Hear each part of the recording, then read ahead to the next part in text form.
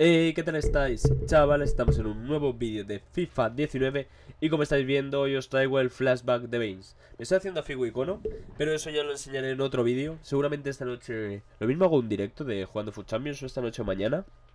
Sí, bueno, estad suscritos al canal y dejar muy buen like por todo el apoyo que estáis dando con los SBCs, que ya sabéis que aquí en el canal los tenéis todos.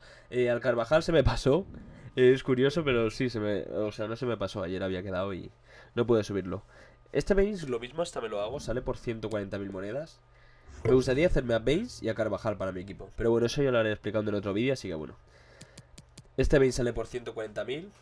Los precios, como siempre, los tendréis en la descripción. Empezamos por la plantilla de los Toffees y empezamos por Lacazette, Jorginho, Mkhitaryan, Keita, Gueye, Gundogan, Bailey, Laporte, Company, Rui Patricio y Alisson en portería. Esta plantilla vale 45.000 monedas y la plantilla de los Tres Leones vale 93.000.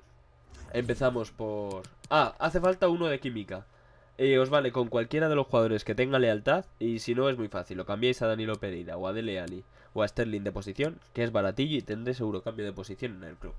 Así que bueno, sale por esta plantilla por 93.000, ya lo he dicho. Empezamos por Jonas, Navas, Brahimi, Danilo Pereira, Dele Alli, Sterling, Alex Telles, Felipe, Company, Juan Mata y en portería Ederson.